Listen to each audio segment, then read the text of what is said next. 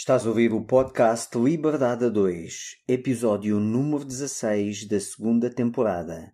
Inteligência Emocional com Paulo Moreira. No episódio de hoje estivemos à conversa com Paulo Moreira, o maior especialista de inteligência emocional de Portugal. Conversámos sobre a importância do feedback, sobre como reconhecer as nossas emoções e entender o que pode acontecer a seguir, sobre o que é inteligência emocional nos relacionamentos, sobre o poder da reflexão antes da reação, o que são emoções combinadas que geram novas emoções. Porque passamos rapidamente do aborrecimento à raiva e como evitar que isto aconteça. Como as emoções afetam a tomada de percepção, os comportamentos e os resultados. Entendemos o fluxo das emoções. Falámos sobre gerir emoções e saber o que dizer, quando dizer e a quem. Como as emoções influenciam as competências intrapessoais, interpessoais, a comunicação e os relacionamentos. Conversámos sobre como influenciar positivamente as pessoas à nossa volta através do entendimento das emoções. Porque aprender a verbalizar e expressar as emoções é determinante para uma vida bem-sucedida. Conversámos ainda sobre a importância de desenvolver competências socioemocionais. O que é o verter da emoção e por que é que isso acontece? Como o arrependimento que por vezes sentimos nos pode ajudar a melhorar? Como ganhar mais 18% de consciência emocional e 12% de resiliência, enquanto diminuímos 18% a ansiedade e 23% o stress em apenas 4 semanas, e como fazer um treino continuado e constante de inteligência emocional que nos ajuda a melhorar diariamente. Falámos sobre isto e muito mais neste incrível episódio com o maior especialista em Portugal sobre inteligência emocional, Paulo Moreira. Fica connosco. Olá, gente livre! Bem-vindo ao podcast Liberdade a 2. O meu nome é Sónia Anjos. E o meu é António Ferreira. Somos apaixonados por desenvolvimento pessoal e empreendedorismo de negócios que geram liberdade. Somos movidos por grandes visões, ideias fora do comum, fazer diferente e quebrar paradigmas. Acreditamos que todas as pessoas merecem mais liberdade de tempo, financeira, geográfica, e é para nós uma missão mostrar-te que também tu podes viver uma vida com mais liberdade, com mais felicidade e com mais satisfação do que até já imaginaste ser possível. Trazemos um episódio com uma mensagem inspiradora para te ajudar a descobrir como desbloquear a tua liberdade. Também teremos semanas especiais com episódios em que trazemos pessoas excepcionais com histórias reais de liberdade. Pensa neste podcast como a tua dose de inspiração, recursos, estratégias e estruturas que te ajudam a criar a tua liberdade e vida de sonho. Muito obrigada por carregares no play hoje e por estares aqui connosco. Agora, vamos começar! Paulo Moreira é formado em Psicologia e fundador da marca Inteligência Emocional. É CEO da empresa EQ Training Limitada, empresa líder na prestação de eventos e formações na área da inteligência emocional em Portugal. Contando com clientes particulares e institucionais de vários setores de atividade, milhares de pessoas já passaram pelos seus programas. É autor do livro Inteligência Emocional, uma abordagem prática, e presta formação e consultoria na área da inteligência emocional. É orador convidado para inúmeros eventos anualmente e presta serviços de formação em várias universidades e associações. Olá, Paulo, bem-vindo ao podcast Liberdade a 2. Olá, Paulo, bem-vindo. Olá, obrigado pelo convite. Nada, é um prazer ter-te aqui connosco. Estamos muito felizes e gratos que tenhas aceito o convite e que também, logo desde o início deste projeto, foste, antes ainda dele ser lançado, uma das pessoas que acreditaram em nós e que te tornaste até um parceiro do podcast inicialmente. Então queremos também agradecer-te por isso e dar-te aqui as boas-vindas ao podcast Liberdade a 2. E a primeira coisa que gostaríamos de conversar um bocadinho contigo é perceber o teu percurso.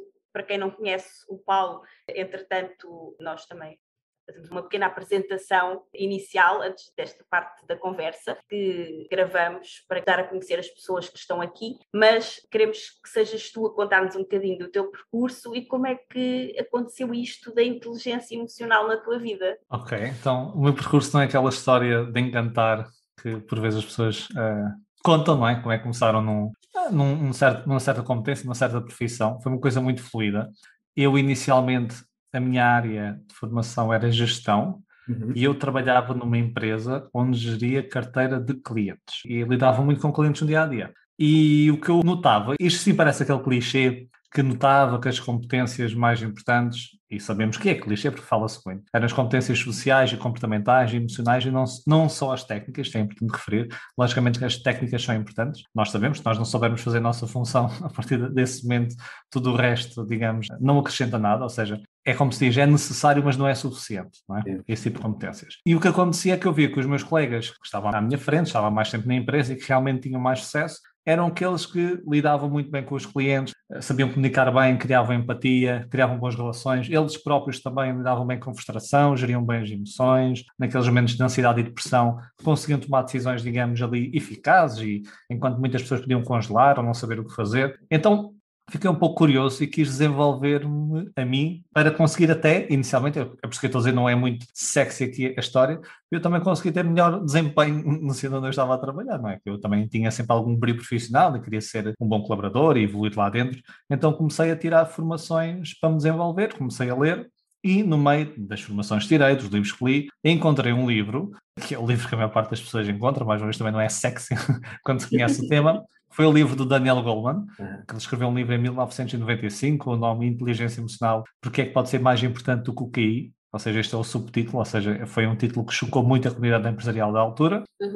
Li o livro, achei que fazia todo o sentido para mim. Comecei à procura de formações nessa área, não encontrei nada em Portugal. Eu, quando pesquisava, encontrava alguns workshops, nem encontrei nenhum a ser recorrente, era alguns que já tinham acontecido e apenas no meio académico, um ou outro. Não havia mesmo nada, eu pesquisava nada. E comecei a ler mais sobre esse tema, que existiam 3 grandes correntes mundiais sobre o tema, ou seja, 3 grandes visões, porque este tema tem várias visões, nenhuma em Portugal, então tirei as 3 certificações lá fora, 2 nos Estados Unidos e uma no Reino Unido. Conheci grandes pessoas, conheci um dos primeiros fundadores da Universidade de Yale que criou a primeira corrente, o Daniel Goleman, não é? O próprio que impulsionou este conceito. Entretanto, fascinei-me pelo tema, entrei em psicologia, ou seja, tirei depois a formação em psicologia. E o que aconteceu? Eu comecei a aplicar, isto ainda mais cedo do que já entrar em psicologia, eu comecei a aplicar esse conhecimento no dia a dia e começava a ver resultados e ficava todo contente com isso. E depois comecei a sentir que aquilo que eu fazia era um pouco cinzento para mim, lidava muito com números, embora tivesse esta parte relacional, com objetivos, não é? Então comecei a ficar fascinado com este tema e não havia nada, mais uma vez. Então comecei a pensar, olha, será que se eu der assim um workshop, mas só curiosidade, as pessoas aderem, será que gostam assim muito também deste tema, mas sem pensar fazer, por exemplo, carreira disto. Sim. Então dei o primeiro workshop em Lisboa, eu até lembro-me, na altura não era de Lisboa, eu vivi muito tempo no Algarve, inclusive, então não tinha muitas pessoas conhecidas em Lisboa, convidei todos os amigos que eu me lembrava para ir ao workshop. Posso dizer que se calhar falei com 20 e tal pessoas, apareceram 3, por isso não se fia nisso, ok? Normal. É normal. Não se fia em abrir negócios a pensar nos amigos, ok? Cada um tem que pensar muito na sua vida. Depois abri também inscrições, também para pagar os custos, que eu tive que alugar sala de hotel e isso tudo, coffee breaks, e apareceram ao todo 27 pessoas. Fantástico. Foi muito bom na altura e não percebi nada de publicidade nem de marketing. Então 27 pessoas, dei o workshop e eu, desde o primeiro dia, tinha folhas de feedback, é muito importante o feedback, e podemos falar isso logicamente ao longo do podcast, e o feedback foi muito bom, sempre com coisas a corrigir logicamente, mas eu estava super nervoso nessa altura. Eu lembro, a minha mulher estava na primeira fila, eu quando olho para a minha mulher, ela fez, vocês estão só a ouvir, não estão a ver, quer dizer, vocês estão a ver, mas as outras pessoas estão-nos a ouvir, fez aquela coisa para os dedos nos lábios, dizendo de sorrir, não é? Sim. Que estava com aquela cara tipo, muito séria ali, cheio de medo que as pessoas pudessem não gostar. Então sorri, dei o workshop, o feedback foi muito bom. A seguir a esse, decidi dar outro, entusiasmei, outro. Entretanto, pessoas que iam ao workshop trabalhavam em empresas, recursos humanos, diretores de empresas, etc. Começaram a convidar para dar workshops dentro de empresas. Cheguei a um ponto em que punha férias para dar essas formações fora e depois comecei então a desenvolver este projeto a part-time, mas eu trabalhava umas 11 horas na empresa onde eu estava, chegava a casa, trabalhava mais 3 horas do meu projeto e ainda tinha a minha mulher. Então decidi, bom, ou a mulher vai fora, ou vai o projeto fora, ou vai a empresa fora. A mulher, gosto dela, ainda estou hoje com ela, felizmente. O projeto também não me sentia confortável em estar fora, entretanto, uma grande empresa contratou-me serviços que durou para ali 3 meses, então era impossível pôr férias para a empresa, então ajudou-me na minha decisão. Despedi-me de onde estava, lancei-me e aqui estou eu, neste mundo da inteligência emocional. Pronto, foi assim. Muito interessante. Fantástico. Porque foi algo que surgiu naturalmente. É isso. Numa busca pessoal, não é, do teu próprio desenvolvimento, para também conseguires ter outras competências no trabalho que fazias, que desenvolvias, e começaste a ver que tinhas colegas que tinham essas competências, se calhar já de uma forma natural, não é? Por eles, porque, pelo que tu dizes, não havia nada na área, portanto, se calhar no máximo eles poderiam ter lido o livro do Daniel Goleman como tu leste, não é? Mais à frente, mais do que isso, se calhar não teriam feito. E outras coisas, eu aprendi com o que via, sim, mas sim. Mas há pessoas que realmente já, de uma forma natural, conseguem ter essa facilidade de lidar com as emoções, de responder rápido sobre pressão, e outras que não, que precisam de se preparar para fazer isso. E foi isso que tu foste fazer, tu foste te preparar para te tornares um melhor profissional. Nessa altura não poderias imaginar que passado pouco tempo estavas-te a despedir da empresa para transformar aquilo que tu foste à procura para te tornares um melhor profissional no teu próprio trabalho.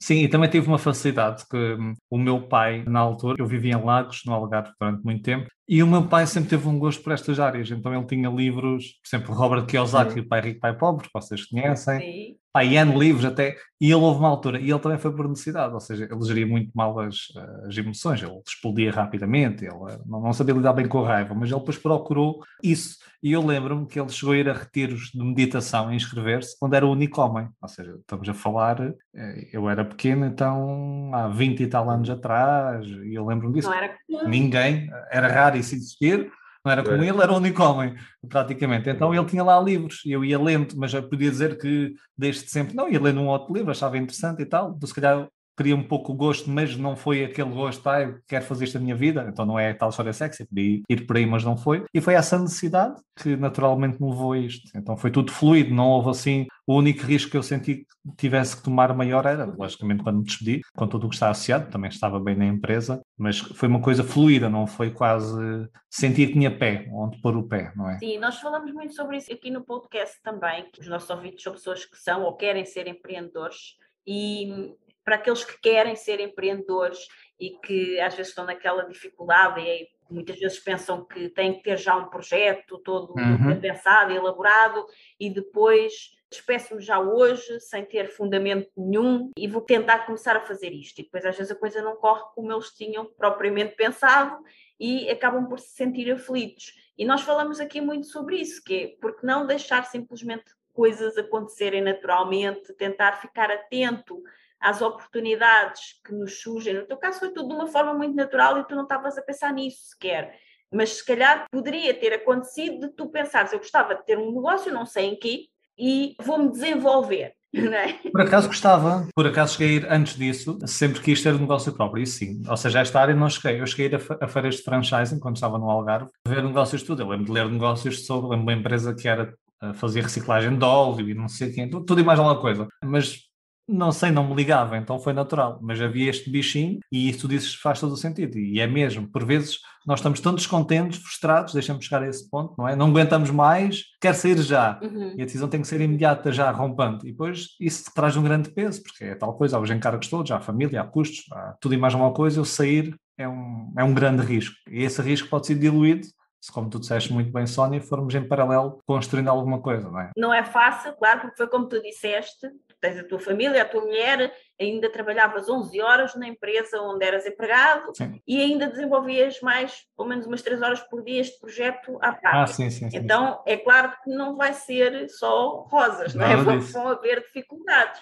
Já se sabe que a pessoa, se está a trabalhar e tem o tempo praticamente todo ocupado, se quer fazer alguma coisa em paralelo, vai ter que fazer em alguma outra hora que não seja aquela em que está a trabalhar, não é? Pronto. E se calhar isso vai tirar horas de sono, ou vai tirar saídas com amigos ao fim de semana, ou vai tirar tempo com a mulher. Temos que querer muito, isso é muito importante, porque é o chamado custo de oportunidade, não é? Que até em gestão na altura, acho que a primeira aula aprendi logo o custo da oportunidade, que é mesmo, é um custo para uma oportunidade. Tem que haver um custo para haver a oportunidade. Eu gosto muito de apanhar padrões, e há aqui 2 padrões que eu acho muito interessantes em ti e que se calhar revelam um pouco o porquê é que neste momento és a maior referência de inteligência emocional em Portugal. O primeiro padrão, porque muitas das vezes, não é, as pessoas têm um sonho, gostavam de conquistar mais liberdade e acreditam que isso será começando com um projeto próprio, mas há muito aquele discurso de mas com a vida que eu levo não me permite, porque eu tenho uma série de responsabilidades, porque eu tenho o meu emprego, por isto, por aquilo, se soubesse a minha vida, não é? Uhum. E há aqui 2 padrões que eu apanhei extremamente interessantes em ti. O primeiro foi, tu não estavas a ter os resultados que tu querias ter no teu emprego, e nem sei se eram os resultados que tu querias ter, tu simplesmente viste que, conforme tu disseste, haviam colegas teus que tinham melhores resultados do que tu. Sim. E tu não procuraste justificações. Tu viste eles têm resultados melhores do que eu, porque eles são melhores do que eu em alguma coisa. O que é que eu preciso de fazer para melhorar nestas qualidades que eles são melhores do que eu? Ou seja, o que é que eu preciso de aprender para ter as competências que eles têm e que eu ainda não tenho? Então vou estudar isto.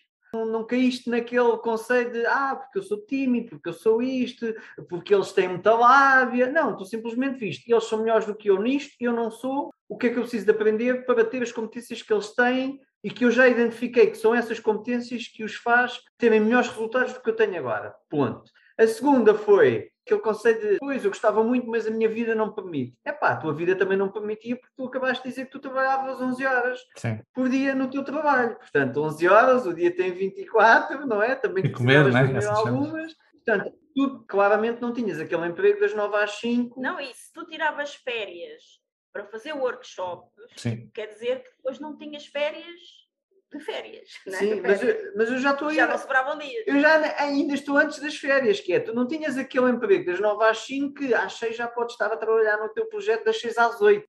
E depois jantas e ainda descansas. Não, tu tinhas claramente um emprego intenso, não é? Que levava às 11 horas, e mesmo assim, lá está, tu analisaste o conceito de oportunidade, então qual é o custo? É este. Estou disposto a pagar o preço deste custo? Estou. Então vamos lá. E quando nós queremos mudar de vida, é o que nós falamos muito aqui de o preço da liberdade. A liberdade tem um preço. Todos nós queremos ser livres. A questão é quanto é que nós queremos ser livres e tu vês quanto é que tu queres ser livre mediante o preço que tu estás disposto a pagar pela tua liberdade, não é? E que no teu caso foi em aprender mais e abdicar das férias, das poucas horas que tinhas no início, porque o teu trabalho já te levava 11 horas, para avançar e depois, quando tu dizes foi fluindo com tu a pagares o preço. Sim, estou a pintar a coisa muito fácil, mas e ao início então na relação havia discussões, eu tentava sempre equilibrar, ou seja, eu queria e investia tempo na relação, que é importante, ou seja, quando eu estava com a minha mulher, na altura não era a minha mulher, era tempo de qualidade, mas era pouco tempo, era qualidade, mas era pouco tempo, e queria dar mais tempo, e logicamente existem sempre os atritos, não é? Normais, porque ela tinha o seu emprego normal, tinha muito mais horas depois, digamos, para descansar ou para fazer alguma coisa de lazer, e eu não tinha esse tempo. Então não foi uma coisa muito fácil, e eu sou um pouco workaholic, ou seja, eu não consigo, eu consigo descansar, às vezes parece que a pessoa é muito ansiosa, não sou um bocado acelerado, mas não sou ansioso. Agora, eu não consigo sempre estar ao sol, sei lá, mais do que meia hora, tenho que estar a fazer alguma coisa ao mesmo tempo, tenho que estar então sempre não consegui estar muito tempo sem fazer nada, isso também ajudou-me. Não sei, também sou sincero a essa parte, mas custou, é como dizes, foi fluido no sentido de, foi natural, não é? Foi desenvolvendo primeiro em mim, depois achei que os outros também gostariam e gostavam e correu bem, e depois correu bem, chamavam-me, não tinha tempo, despedi-me. Mas é como tu dizes, não é fácil, há aqui um custo e a pessoa tem que ver se está disposta a pagar o custo ou não, e está tudo bem com isso, aquelas pessoas que acham que o custo é muito maior, não é, do que a recompensa, está tudo bem com isso, e a pessoa tem que sentir-se bem, sentir feliz. Concordo, mas há um custo. Ficam como estão, não é? Até porque é como tu falaste, é sempre um custo de oportunidade. E as pessoas até podem dizer ou pensar, então, mas que raio de liberdade é essa? Trabalhas 11 horas por dia num emprego, depois ainda vais trabalhar mais 3 horas no teu projeto, depois ainda as férias não tiras para ti porque vais tirar férias para ir para dar workshops e mais o resto do tempo tiras para ir tirar cursos fora. Então, mas que liberdade é essa? Não. Tu pagaste, não é? Com o teu tempo, com a tua energia, com toda a tua dedicação para hoje teres a liberdade de fazeres aquilo que tu gostas, que tu queres, não é? e estares dedicado exclusivamente ao teu projeto, ao teu negócio, na área na qual tu te desenvolveste porque era que tu gostavas, em vez de estares aí a fazer vendas de trocas de óleos, como tu falaste há pouco, não é? Porque nós já falámos muitas vezes aqui no podcast também sobre como muitas vezes as pessoas querem tanto essa tal liberdade que acabam por se prender naquilo que nós chamamos a gaiola dourada, que é, vão abrir um negócio de qualquer coisa porque há de ser melhor do que trabalhar para um patrão. E parece que dá dinheiro, parece que este tipo de negócio agora está a dar... E depois não gostam daquilo, não é? E sentem-se mal e depois estão presas ao seu próprio negócio e não conseguem sair dali, então elas próprias enfiaram-se dentro de uma gaiola pior do que estar no emprego, por exemplo. Sim, até usa-se muito aquela expressão que é aquele tipo de negócios que é uma previsão de porta aberta. Sim, se tu montas uma loja, por exemplo, em que tu tens que estar lá para a loja funcionar, é uma previsão de porta aberta, porque tu tens um horário. Tens que cumprir esse horário. E aqui não quer dizer que tu não faças, tu já disseste, trabalhas muitas horas, não é? Mas é no horário que tu escolheste, que tu queres, que diz que tu queres, não é? É uma escolha tua. Portanto, nós trabalhamos e pagamos o preço, mas à nossa maneira. É essa a grande diferença. Eu entendo, e as pessoas também que privam comigo, quando falo, eu não falo com vocês de empreendedorismo, não é a minha área, mas quando se fala, ou quando estou com empreendedores, ou quem não é e fala que gostaria de ser, eu entendo que uma coisa, se nós tivéssemos certezas, por exemplo, ok, eu vou dedicar 5 horas por dia extra a este meu projeto e sei que daqui a 3 anos eu consigo estar a fazer aquilo, mas não há certezas e por não haver a pessoa pensa, ok, eu vou investir este tempo e vou chegar lá e se calhar afinal não consegui aquilo que teria, se calhar isto não deu em nada. Eu digo sempre que isto é probabilidades, não é? É porque nós temos que querer muito, ou seja, primeiro, queres ou não, mas queres a sério, ok, quero. E depois é qual das duas opções, ou seja, não fazer ou fazer essas 3 horas, é que aumenta a probabilidade, não é, que tu consigas fazer isso. E é tudo uma questão de probabilidades. Eu entendo que, como não há certezas, as pessoas ficam reticentes a investir esse tempo. É porque a pessoa, como tu disseste, tem que querer muito. Se a pessoa não quiser muito ou for um negócio que não lhes diz nada, esse custo vai ser bem pesado. No fundo, tu já querias desenvolver essa área e acabaste por começar a estudar essa área para te desenvolveres para o teu trabalho. Acabaste por te apaixonar. Mas depois apaixonaste por isso e isso virou um hobby. E até mesmo tu começares a fazer os workshops, que estavas no Algarve, vieste para Lisboa, convidaste uns amigos e depois também vendeste lá uns lugares no workshop para tentar pelo menos pagar os custos. Não, ao contrário. Ele só arranjou 3 amigos e o resto, os outros 17 ou 20 e tal, é que foram de outras pessoas. Sim. Eu até costumo brincar que queres conhecer os teus amigos, os teus verdadeiros amigos, então abre um negócio. E vais ver quando é que aparece. Okay. É normal, eu já percebi que é um padrão. Tens num bar, um restaurante e há inauguração com tudo de graça, aí os amigos aparecem todos. Exato. Mas quando é eles a pagar ou a comprar qualquer coisa, aí é que nós percebemos quem é que são os nossos reais amigos. Abrir um negócio à espera de vender a amigos não costuma ser boa ideia. Não é mesmo, não é de todo boa ideia. Mas o que aconteceu lá está é que tu até já tinhas esse bichinho já tinhas pensado em ter um negócio, até já andavas à procura de franchisings e tudo mais. Mas na realidade acabaste por ir desenvolver o teu projeto de inteligência emocional porque foi aquilo pelo qual tu te apaixonaste e começaste a estudar para desenvolver competências pessoais. E é muito isso que nós queremos trazer aqui no podcast, que é o que é que te apaixona, o que é que tu gostas de fazer. Por exemplo, tu foste ler sobre inteligência emocional, mas também podias ir desanuviar, se moravas no Algarve, até se calhar estavas perto da praia, não sei, ias fazer surf ou alguma coisa assim, não é? Já fiz durante um ano, mas não tinha muito jeito para isso. Pronto, mas imagina que tinha jeito e que era uma coisa que gostavas muito, olha, agora se calhar podias ser, sei lá, professor de surf, por exemplo, em vez de seres professor de inteligência emocional. Tenho vários amigos que são. Tenho vários amigos que surfaram comigo ao mesmo tempo e foram instrutores de surf. É verdade. Por exemplo. Isso é verdade. Mas, ou seja, isto para dizer o quê? Que às vezes não tem que ser pensar muito sobre mas qual é o negócio que eu vou abrir, qual é que é o que dá mais dinheiro. No fundo é o que é que te apaixona, o que é que tu já fazes. Se calhar já investes o teu tempo e o teu dinheiro nisso. Já gastas dinheiro nisso. Foi o que te aconteceu. Agora, tu gastaste dinheiro com isso. Tu gastaste dinheiro nas formações todas. Portanto, tu já gastavas dinheiro nisso. Porquê? Porque te apaixonava. Sem pensar fazer, sim. Aquilo em que tu já gastas o teu tempo. De livre, espontânea vontade e o teu dinheiro. E alegria. Agora é trocar. É uma boa pista.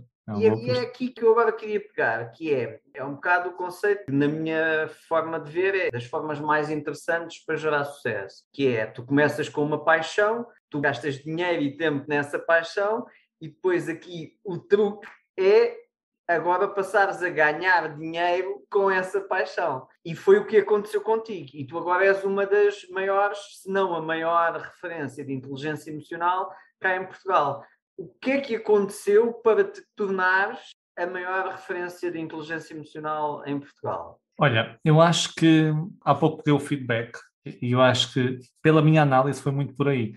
Porque começou a dar um workshop atrás do outro workshop, as pessoas começaram cada vez a aparecer mais. Eu posso dizer também, é por isso que eu digo que não é sexo, não é tipo, este gajo é um lutador e passou por muitas coisas do género, tentou bater às portas. Há pessoas que eu admiro muito, bateram a muitas portas até conseguirem ter portas abertas. E eu tenho a felicidade e a sorte e tudo mais, e claro, logicamente o trabalho que está por trás, em não ter que fazer isso. Ou seja, eu já trabalhei com muitas empresas, continuo a trabalhar em grandes empresas e nunca proativamente batiam uma porta. Eles é que vinham me contactar. E eu acho que isso acontece por ouvir muito o outro lado. Ou seja, exemplo prático, quando estamos aqui a navegar na parte abstrata da coisa e vaga.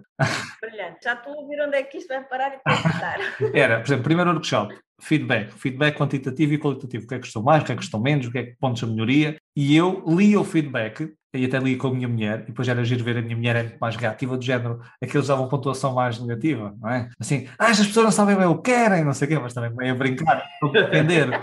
E eu sempre gostei de ouvir feedback negativo até, ou seja, até por vezes ela dizia, olha, de 1 a 10, este é 10, não sei quem diz, eu, ok, próximo. Este 9 diz que, não, próximo. Tipo, este é 5, lê-me este, por favor. E depois comecei a fazer padrões. Eu tive, sei lá, dos workshops que comecei a dar, eu queria um Excel com isso e tinha padrões de resposta. Então, tudo aquilo que as pessoas pediam que devia melhorar, eu melhorava em mim e no programa, e na forma como apresentava o programa. E a workshop ia sempre incorporando os padrões, porque nós não conseguimos, logicamente, agradar a todos, não é? Havia um ou outro que, mesmo mudando, a pessoa, pronto. Padrões, mudava e sempre fui mudando, sempre fui respeitando. Não dizia, não, eu é que sei, eu é que dou isto, as pessoas gostam se quiserem. Por vezes temos essa ideia, não é? Eu é que sei, eles quiserem, se quiserem vir cá, eu sou assim, cada um é como é. Esse tipo de discurso, não é cada um é como é, estamos sempre a mudar, podemos mudar passivamente ou ativamente, ou pelos outros ou por nós. Então, fui sempre incorporando o feedback e cada vez ia melhor o feedback. Então, os meus últimos feedbacks eram sempre médias de 9 e tal. Então, eu acho que foi muito por aí, fui respeitando sempre o que as pessoas pediam, fui melhorando e fui tentando ver o que é que era preciso, o que é que as pessoas sentiam que era necessário. E vou ser sincero, os primeiros anos que comecei a dar, eu relaxei. Eu tinha esta visão de feedback, mas só tinha 2 programas, tive esses 2 programas durante muito tempo. E nos últimos 2 anos, porque podemos falar mais à frente, devido aqui à pandemia, não é? Estamos aqui isto é setembro de 2021, isto vai ficar aí gravado, não é? Durante muito tempo. Estamos aqui a acabar, esperamos nós aqui pelo menos não tão fundo, uma pandemia, mas nestes últimos 2 anos, principalmente o ano passado e este ano, principalmente este ano, pronto, 2021, foi quando eu produzi mais este ano do que todo o tempo até hoje. Ou seja, eu relaxei muito, mas o que fazia com qualidade. E isso permitiu-me crescer naturalmente e organicamente. Sim. Pronto. Mas estás a dizer que foi quando produziste mais. Este ano. Mas antes de nós começarmos aqui a gravar o podcast, nós até estávamos aqui a ter uma conversa sobre o quanto tu viajavas antes, porque tu fazias tudo presencial e eras aquela pessoa que dizia que não, o online não é para mim, eu faço sempre tudo presencial. Sim, o Paulo que eu conheço é uma autêntica máquina de trabalho. Sim, mas essa máquina de trabalho fazia quilómetros e quilómetros a correr o país inteiro, às vezes até fora do país, não é? Mas sempre para um lado para o outro. E esse tempo que tu gastavas, e energia, não é? Tudo que tu gastavas em viagens, agora, quando começou a pandemia, tu foste obrigado, como muita gente, não é? A voltar-te para o online e não tinhas esse tempo de andar a correr de um lado para o outro. Isso deixou de existir, porque tu estavas sempre em casa. E tinhas também essa disponibilidade maior de tempo. Verdade. Para o tempo que não andavas a viajar, podias estar a criar, não é? É verdade, há mais disponibilidade. E eu fazia muita paróquia. Então, eu comprei um carro, em 2 anos tinha 100 mil quilómetros. Então, bati aí as estradinhas todas, que nem está. Quem é que compra um carro com 2 anos com 100 mil quilómetros? Não dá, aquilo vai morrer nas minhas mãos. Então, sim, fazia aqui muita estrada, como vocês disseram, mas sentia que podia, na altura, produzir mais. Mas, no entanto, não estou aqui com os arrependimentos agora, mas para dizer que aquilo que fazia, tentava fazer com máxima qualidade. E acho que isso é importante hoje em dia. Por vezes arriscamos numa ideia, e não queremos ouvir as pessoas que estão do lado de lá, e são essas pessoas do lado de lá que nos vão comprar, ou seja, sem essas pessoas não existe nada. Isso até faz lembrar, há estudos em que vão entrevistar empreendedores e também pessoas que se acabaram de casar, já agora. Então, mas já vocês acabaram de se casar, vamos supor, casavam-se, e eu ia chegar ao pé de vocês e dizia assim, olha, estatisticamente 70% dos casamentos acabam em divórcio. Acham que vocês têm probabilidade de estar nessa estatística? Quase todas as pessoas diziam que não. O nosso sabor, não. Isto é até morrer, até o nós cair para o lado. Ok. Empreendedores, a mesma coisa.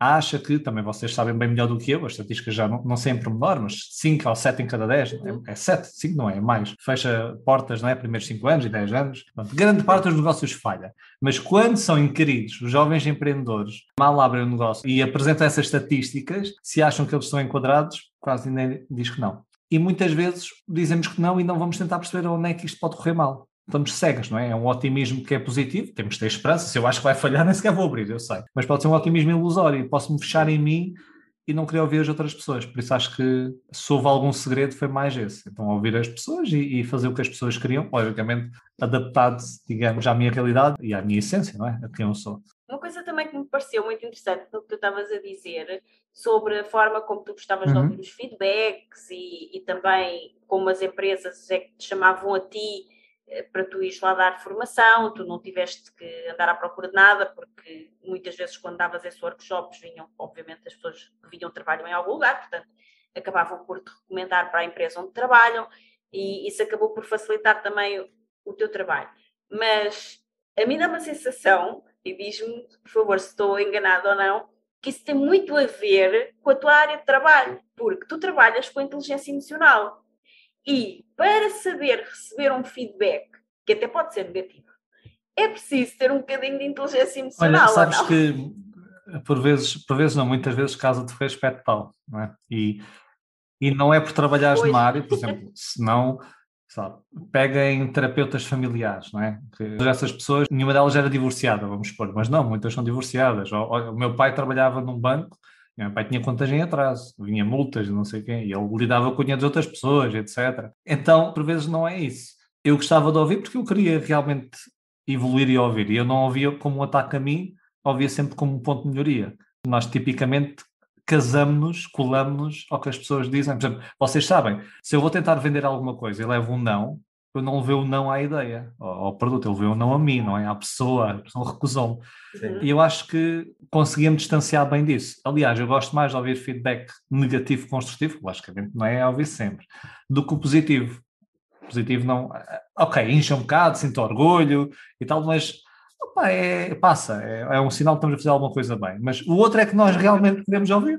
Não aprendes nada com isso, não é? Com o feedback positivo não aprendes nada com... por exemplo, tu estás a fazer uma coisa bem, olha, António, olha, excelente, parabéns, ok, boa, estou a fazer, este caminho é bom, também é bom ouvirmos isso e sabe-nos bem e traz essas emoções positivas e nós queremos ir atrás delas, não é? Agora, não corrigimos nada, é por isso que nós tivemos, por exemplo, um líder rodeado dos yes men, não é? E cá todos também mostram isso, nas empresas, a produtividade cai a pico. Porque não há ideias novas, não é contraposto a ideia, por exemplo, do líder, ou seja, a ideia dele, que tem alguns pontos que ele não está a considerar, não são considerados por outros, não há um pensamento crítico. Então acho que é super importante, e também vocês trabalham com os empreendedores, nós temos a capacidade de querermos, acima de tudo, receber esse feedback e pedir esse feedback construtivo e estamos dispostos a receber críticas, a que só assim é que nós conseguimos mesmo melhorar. Caso contrário, andamos aí cegos, fechados no nosso mundo, não é? Na nossa bolha.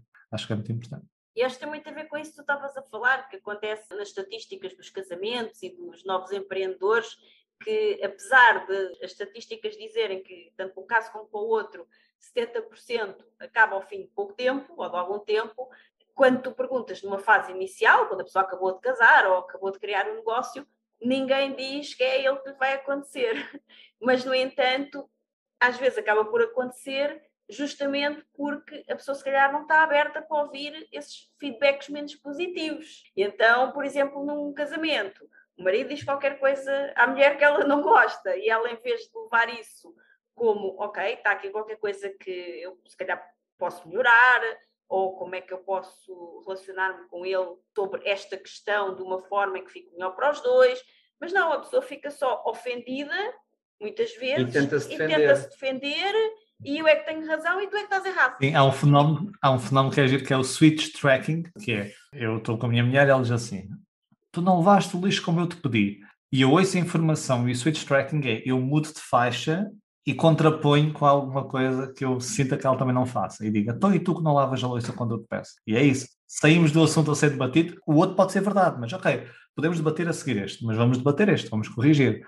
E é como vocês disseram, nós temos de defender, porque nós temos uma autoimagem criada sobre nós, e cada vez que ela está em ameaça, mecanismos de defesa iniciam, que isto não é consciente, não é? Eu agora vou tentar contrapor para a minha autoimagem não sentir ameaçada. Isso não acontece, é automático, eu penso que está tudo bem, eu penso que isto é o caminho a seguir, eu realmente fico incomodado que ela faz coisas que eu também não gosto, que é ela para me dizer isso, mas evitamos ouvir esse feedback. E por vezes nós ouvimos um feedback negativo e pensamos, as pessoas é que não sabem o que querem, não é? Eu é que sei como é que isto é, que estou aqui há mais tempo neste campo, etc. E muitas vezes já nem estamos a ouvir o que a pessoa está a dizer. Não. Já só estamos a pensar no que é que lhe vamos responder a seguir, não é? Que tipo, ela ainda está no meio de dizer, não levaste o lixo como eu te pedi, mas tu só vês, tu não levaste e já está. E tu também não, e tu também. Já só estás a pensar no que lhe vais dizer troco, a seguir. em dar o troco. Em dar o troco. É. Não queres receber aquilo, queres só dar o troco. Ora, isto é uma receita bastante eficaz para destruir relacionamentos, sejam eles de marido e mulher, ou seja, mesmo relacionamentos de trabalho. Nas empresas também acontece o mesmo. É uma receita para usar. Esta estratégia, não é estratégia, é um mecanismo. Este mecanismo só serve para nós sentirmos bem a curto prazo e para protegermos a autoimagem. Mas a médio e longo prazo vai nos estragar muito. Ou seja, se eu me fechar e levanto a parte profissional nos feedbacks e realmente considerar que as outras pessoas é que não sabem o que querem, eu vou-me sentir melhor com este pensamento. Sim. Agora, isso vai-me levar onde? A questão é essa.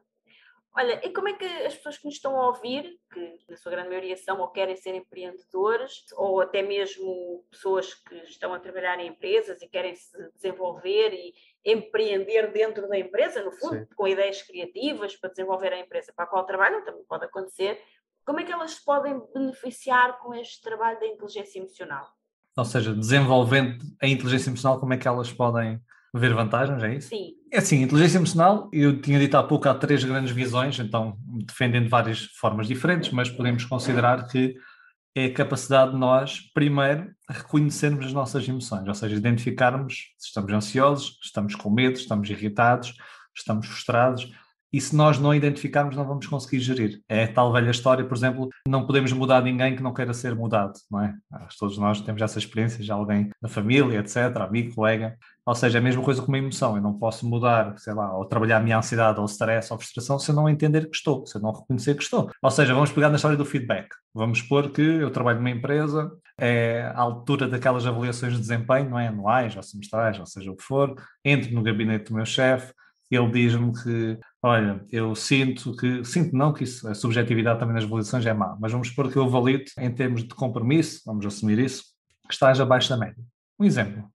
E eu assim, o quê? Abaixo da média? É só porque não sei quem, ou é porque não sou teu amigo, ou porque não te convido para... Sei lá, vamos supor que começamos com essas justificações. Eu tenho que reconhecer, por exemplo, que aquilo que me foi dito gerou-me daqui uma emoção, digamos, desagradável, ok? Colocou em causa, se calhar, o meu profissionalismo, é por isso que eu reagi desta forma, mas eu devo refletir sobre isso. Se realmente, em comparação com os meus pares, embora este exemplo é um pouco subjetivo, mas vamos pegando neste exemplo, em comparação, realmente o meu compromisso é menor. Se realmente eu invisto menos tempo, menos esforço, então refletir, então reconhecer que isto existe. Se eu não reconhecer, não vou gerir isso, não é? É como vocês estavam a dizer, eu vou estar aqui nestas justificações. Então, primeiro, a inteligência emocional ajuda-nos a isso, a reconhecer as nossas emoções. Depois, entender as emoções.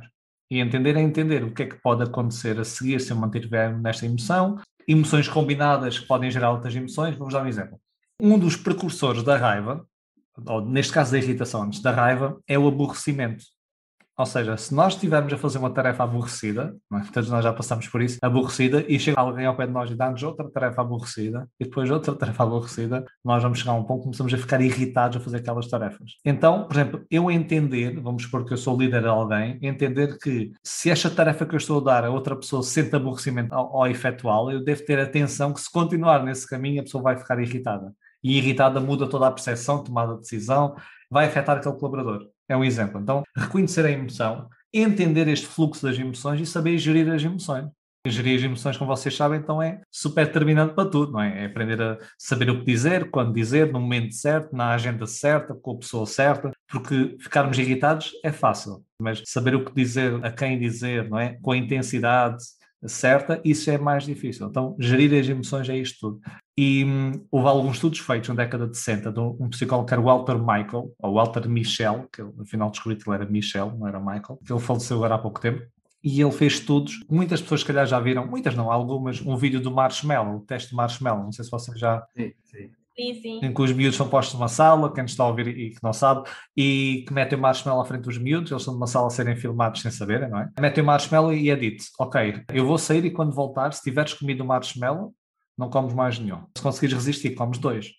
Isto era para testar a capacidade de resistir ao impulso inicial de comer o marshmallow à espera de uma recompensa a longo prazo. E esta resistência ao impulso, então o estudo mostrou que aquelas crianças que conseguiam resistir depois tinham um perfil psicológico mais positivo, faltavam menos, tinham melhores notas, etc. Esta é uma base do autocontrole.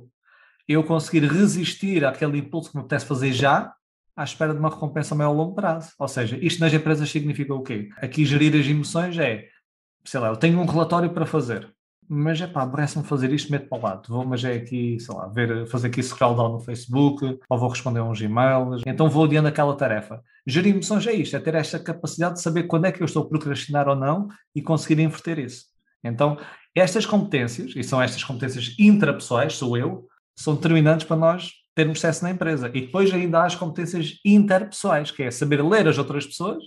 Se eu não souber ler a pessoa, não vou comunicar de forma tão adequada, e saber-me relacionar com a pessoa, porque os relacionamentos são uma das bases, como vocês sabem, de todo o sucesso, não é? Se eu for uma pessoa fechada em mim próprio e causar muitos conflitos, dificilmente consigo evoluir, seja a nível profissional e ter, digamos, um bom ambiente a nível pessoal. Então, para mim, e não é só para mim, esta é uma competência determinante para a nossa vida pessoal e profissional. Paulo, houve aqui duas coisas que eu apanhei que achei extremamente interessante e queria explorar um bocadinho contigo. Bom.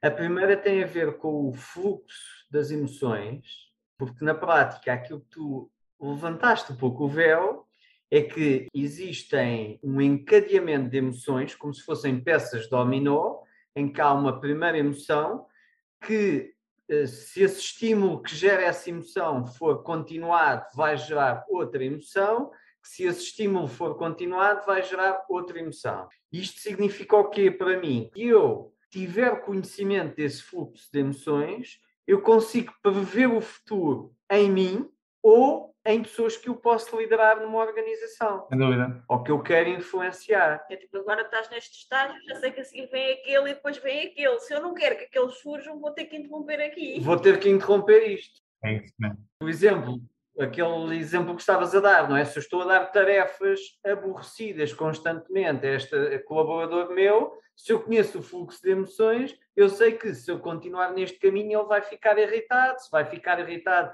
é isso mesmo. Tem uma grande probabilidade de entrar em confronto comigo ou com os colegas. É isso mesmo. O que piora o ambiente de trabalho, piora o desempenho. E, portanto, conhecer este fluxo de emoções alavanca muito é isso, resultados. tu consegues prever, e isto em casa também, não é? Saber olhar para o meu filho ou a minha filha e entender como é que se sente e saber que por um caminho pode levar a uma coisa, por outro caminho a outra. E saber que essa emoção, é como disseste muito bem, vai mudar a percepção daquela pessoa e faz esta pessoa agir de dada forma. Então é muito importante isso, tu disseste na perfeição, é entender esta variação, e é como dizes, pode ser como um efeito dominó, em termos de intensidade ela vai intensificando e até combinações de emoções. Há emoções que, quando combinadas, transformam-se numa terceira emoção. E se eu entender isso, é muito mais fácil, porque as emoções determinam o nosso comportamento, como vocês sabem. Aliás, a emoção, um dos propósitos, é mesmo iniciar um comportamento. Então, se nós entendemos o que é que vai iniciar o comportamento daquela pessoa, nós conseguimos influenciar positivamente as pessoas à nossa volta. Agora, surgiu agora uma dúvida, ao estar a explicar isso, que é o seguinte: desde muito cedo, desde pequeninos, que a maior parte das pessoas é educada a evitar as emoções. Não chores, porta-te bem, muitas vezes é no sentido da criança não expressar, às vezes até alegria, não é? Ou grande entusiasmo, mas outras vezes também raiva. Tudo isso é muito controlado. Se a criança, por exemplo, manifesta raiva, pode ser castigada. Aliás, às vezes costuma-se dizer, ele é muito pequenino e ainda não sabe controlar as emoções. Exato, ou seja... Não é gerir, é controlar. As pessoas são muito educadas desde muito cedo a ir entupindo, não é? Empurrando para dentro as emoções, não podes expressar as tuas emoções. E depois, obviamente, no mundo do trabalho, menos ainda, não é? Quer dizer, eu não posso chegar como uma criança de 2 anos e fazer uma birra no local de trabalho só porque o meu chefe me deu uma tarefa aborrecida logo à primeira, não é? Então eu começo já aqui a tiro-me para o chão e começo a espernear e a gritar e a chorar. Não faço isso. Mas depois, lá está, quando chegamos à nossa vida adulta, precisamos de saber gerir as nossas emoções para ter melhores relacionamentos interpessoais também, para ter mais sucesso naquilo que fazemos. E como é que nós realmente podemos fazer isso? Desde pequeninos nós fomos educados a que as emoções é para esconder. Tu não podes expressar as tuas emoções, não podes expressar a tua tristeza, não podes expressar a tua raiva, e a alegria demais também não é muito bem vista em muitas circunstâncias. Então, como é que se lida com isto? Quer dizer, tu és educada a tua vida toda a não expressar emoções e depois precisas de aprender a lidar com elas, quando na realidade, se calhar até um nível muito subconsciente, está lá guardado que se tu sentes emoções, estás errado. Estás-te a portar mal. Estás-te a portar mal, entre aspas, não é? Porque não é suposto tu estares a sentir essas emoções. É quase como se tu fosses, sei lá, uma parede, não tens sentimentos. Expressas-te sempre igual, sempre da mesma maneira, aconteça o que acontecer. E nós não somos paredes, nem robôs sequer, não é? Nós somos pessoas e as pessoas têm emoções.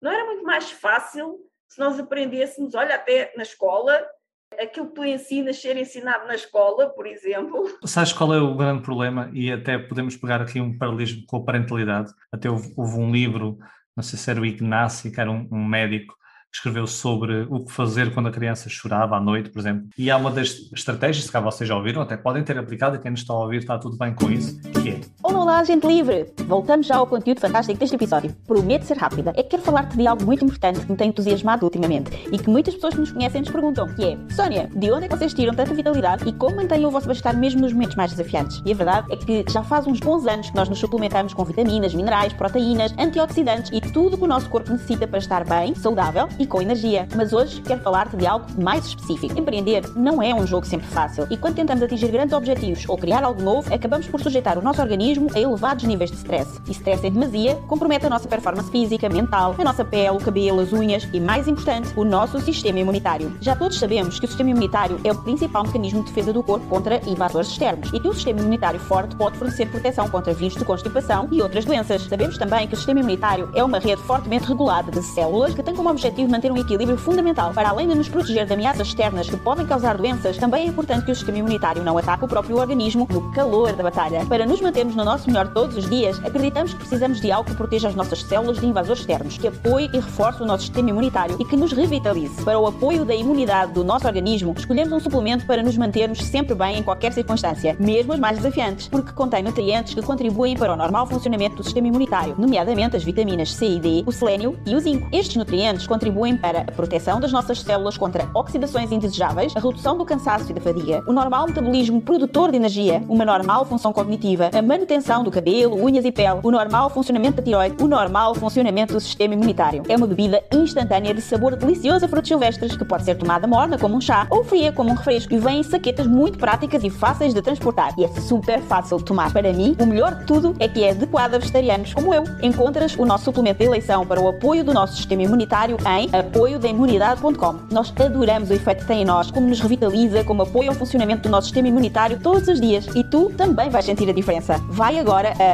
apoiodaimunidade.com, www.apoiodaimunidade.com. E podes usar o nosso código de desconto para teres 10% de desconto em todo o site. Neste site também encontras todos os outros produtos que usamos. Usa o código do cupão LIBERDADE2 quando estiveres a efetuar o pagamento. Escreve LIBERDADE2, tudo junto, para teres 10% de desconto em apoiodaimunidade.com. Quando o bebê chora, e vou-te responder a questão, vou fazer um paralelismo. Quando o bebê chora, para ele não ficar habituado e mimado, irmos lá, deixa-o chorar, que ele vai aprender a parar de chorar. Muita gente faz isso. E acontece, e dá, e resulta. Ou seja, quem está a ouvir e tentou pode dizer assim, então, mas eu fiz com o meu filho e resulta.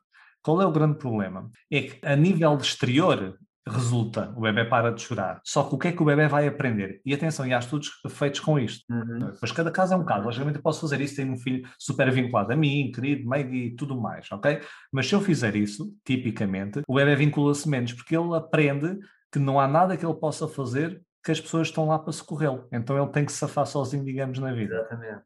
Logicamente, este pensamento mais consciente desenvolve-se depois. Ele aprende que está sozinho. É isso, aprende não vale a pena. Opa, e o bebê nasce, quer dizer, vem de 9 meses ali, ou mais ou menos 9 meses no útero, naquele ambiente, não é? Ali aquoso, não sei o quê, de repente sai, isto é um mundo novo e de repente ainda tem que disciplinar que não é isto como tu queres. O bebê não vai ficar, digamos, mal habituado nesse sentido. E já os estudos recentes mostram isso, é uma linha nova, mas essa é a linha antes, década de 90, sensivelmente. E década de 90 havia muito comportamentalismo ainda sobre as emoções, que é homem não chora, não demonstra emoções é fraqueza, etc. E realmente parecia fazer resultado. É, pá, o meu homem, o meu miúdo é ali um homem, não demonstra emoções, já lá aquilo ali a chorar, baixo, ali aos cantos, não sei quem, coitado. Só que o problema, e acontece, nós vamos ver os registros, digamos, médicos, nós vamos ver as estatísticas e Portugal é um dos piores países em termos até doenças do foro psiquiátrico. Nós estamos no top 3, já tivemos ali em primeiro lugar, mentira, em segundo logo a seguir à Irlanda do Norte, ok? Em níveis de ansiedade, depressão, etc. Somos os que consomem mais medicação antidepressiva, ansiolíticos. Por isso quando dizem assim, isso no meu tempo estava tudo bem, no meu tempo que é agora. Quando eu era miúdo fazia assim, estamos bem, não estamos bem, ok? Então havia muito esse fechado, parecia que resultava a curto prazo, médio e longo não, é a mesma coisa que o choro. Então parecia que resultava, só que o que a ciência já demonstra, praticamente também não haviam estudos muito, digamos, fidedignos, demonstra que esse não é o caminho. Nós temos que aprender a verbalizar as emoções, expressar as emoções, é positivo, nós precisamos de fazê-lo, porque senão estas emoções ficam suprimidas, as emoções são informação, são mensagens, e até Freud, embora não siga muito a linha de Freud, mas Freud dizia uma frase que era: as emoções enterradas não desaparecem, elas saem depois de formas muito piores. Exatamente, E é que é verdade. muito isso. Nós temos que entender que as emoções, parecem uma fraqueza, mas não, é uma coisa biológica e a informação, temos que olhar como dados, como uma análise, digamos, mais cognitiva. Ok, que informação é que me está a dizer? Eu devo expressar a informação ou aprender o que fazer com ela, não é enterrar essa informação. E, infelizmente, já se vê muito nas escolas, mas são mais iniciativas privadas, programas que desenvolvam competências nesse sentido socioemocionais. Não existe ainda programas, digamos, públicos nesse sentido, mas já existem, digamos, iniciativas privadas. Porque, mais uma vez, era visto anteriormente como uma coisa negativa. Aliás, só para não estarmos aqui a aprofundar muito este tema, mas há 3 grandes visões. Uma das visões, e a primária, é que as emoções eram uma coisa negativa e deviam ser eliminadas. E nós tínhamos até grandes filósofos que diziam que a razão é que era aquilo que devíamos alcançar e que as emoções eram nossas escravas, que nós devíamos eliminá-las por completo. Tivemos os estoicos, embora eu goste muito dos estoicos, mas era um pouco a visão das emoções. Tivemos, por exemplo, Descartes, que até o António Damasio escreveu o erro de Descartes, não era? Que ele separava a razão e a emoção. Então havia muito isto. Depois, visão que as emoções eram más. Depois havia uma segunda visão que era, ok, as emoções eram adaptativas dos nossos antepassados caçadores-recoletores. Ou seja, para eu fugir de um leão, etc., são boas. Hoje não, são completamente desadequadas. E muitas pessoas concordam com esta ideia. Porque nós reagimos, se eu vou ter um exame para a semana, é como se alguém me fosse matar daqui a uma semana. Então eu reajo da mesma forma. E a terceira visão, que é mais defendida e que os estudos mais apontam, é que as emoções são funcionais mesmo agora. Agora, temos que aprender, digamos, a lê-las e saber o que fazer com elas. Então é por isso que... Vou dar um exemplo, só para esta combinação de emoções. Vou dar um exemplo para as pessoas perceberem até que conseguimos olhar historicamente o que aconteceu. Vocês sabiam que se alguém tiver medo de outra pessoa e essa pessoa, ao contrário, vou para o contrário, alguém confie muito numa pessoa e depois essa pessoa invoque medo nessa pessoa, então nós sentimos medo mais confiança, o medo e a confiança transforma-se numa terceira, vamos considerar a emoção, que é a submissão. E agora podemos ver historicamente, por exemplo, sei lá, o Hitler, não é? As pessoas confiavam muito nele, na política dele, por exemplo, ele perdeu 3 ou 4 vezes as eleições e depois lá ascendeu ao poder, confiavam na estratégia que ele estava a impor, no crescimento da Alemanha e depois começou a instigar o medo e as pessoas eram super submissas. Sim. Entender isto é determinante até para entender o contexto histórico, digamos, das coisas que já aconteceram. Então isto é importantíssimo, nós entendemos as emoções. E mesmo voltando para o ambiente profissional, não é? Para o ambiente de trabalho, que tu estavas a falar há pouco sobre a questão da tarefa aborrecida, que depois a pessoa começa a ficar chateada até que chega a um ponto que fica muito irritada, porque uma emoção transforma-se noutra, que se transforma noutra, e há um ponto em que ela explode, não é? E é isso. O que é que lhe deu? E esse o que é que lhe deu é porque parece que aquilo veio do nada, que é tipo, estava tudo bem e de repente a pessoa ficou louca e explodiu. Só que não é bem assim, a pessoa não ficou louca e explodiu.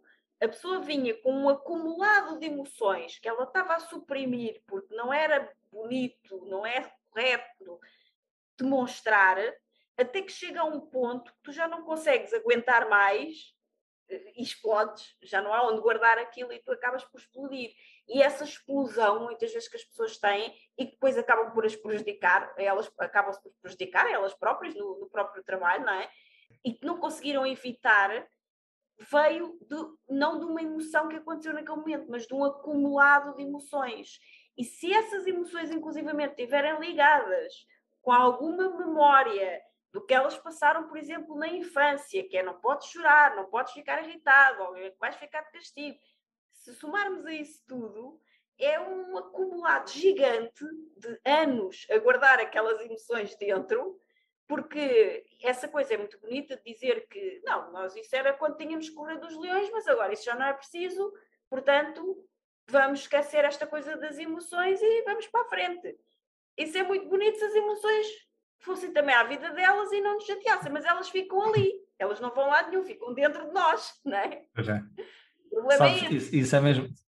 Olha, e quem estiver a ouvir também, se por acaso estiver a ouvir uma senhora e for casado com um homem, e se por acaso for uma pessoa assim, que não fala muito sobre as emoções e de repente vocês estão a ver um filme romântico, se derem por ele ao triste e ele de repente chora mais que o que parece normal, não é? E adequado, que acontece. Isto há um termo que é o emotional leaking.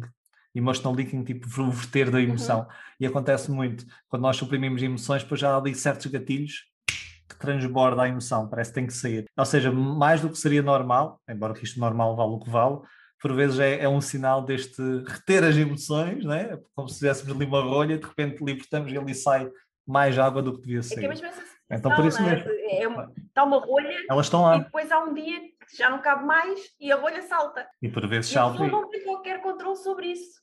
Ela própria, depois de sentir a emoção e de a expressar sem ser por ela querer, não é? Acaba por se surpreender ela própria e ficar, como é que eu fui fazer uma coisa destas? Ela própria não percebe porque é que fez aquilo.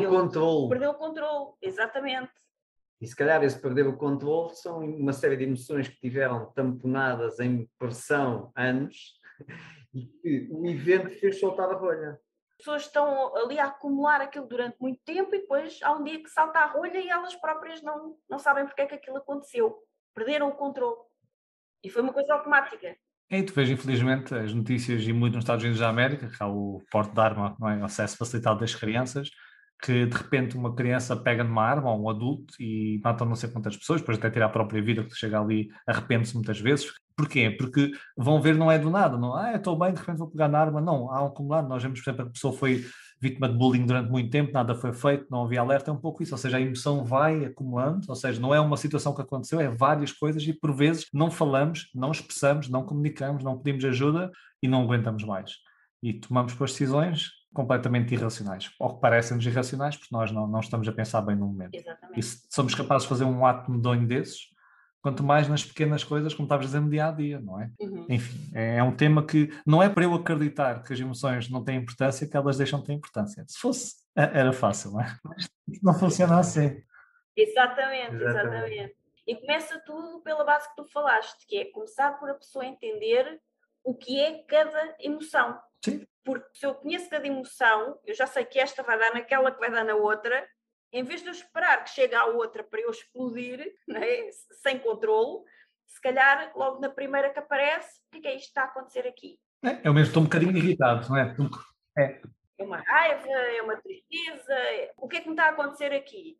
E porquê é que isto está a surgir? Então se a pessoa ficar ali um bocadinho só com a sua emoção e a tentar perceber porque é que aquilo está a acontecer, provavelmente já vai evitar que as outras surjam a seguir, não é? E tomar uma decisão com base nisso, é porque nós temos que reconhecer primeiro. Vamos supor que vocês chegam a casa, é um exemplo que eu dou nas minhas formações, chegam a casa, vocês estão a trabalhar fora e é um dia estressante, apanharam trânsito, discutiram com pessoas lá no trabalho, seja o que for, e chegam a casa e o que acontece muitas vezes? Nós não paramos, é um exercício que eu digo às pessoas para fazerem, nós não paramos e analisamos o nosso estado emocional. Nós abrimos a porta, entramos e naqueles dias o que é que acontece tipicamente? Discutimos mais, certo? Sim. Coisas que nós não nos diziam nada, de repente é um fim do mundo, não é? Nós estamos hipersensíveis, o nosso nível de tolerância está completamente desnivelado. E se eu identificar, do género, ok, como é que me estou a sentir? Pá, estou irritado. E depois, eu agora vou entrar num ambiente, vamos supor que tenho filhos pequenos, ou que há ali um ambiente um bocado mais pesado. Isto é bom interagir com esta emoção. Não, esta emoção vai-me passar, se calhar, para a raiva. Se calhar vou dizer coisas depois me arrependo. Então é nesse sentido. Então tenho que tomar uma decisão com base na emoção que eu tenho agora. Salva muitos conflitos fazer isto. Exatamente.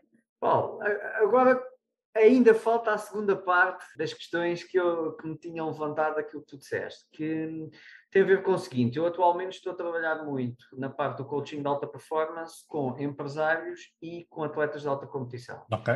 E houve ali duas coisas que tu falaste que eu achei extremamente valioso, que é, primeiro, voltando outra vez à questão de perceber o encadeamento das emoções e o que é que isso pode levar, porque na área da alta competição há muito aquele conceito da disciplina.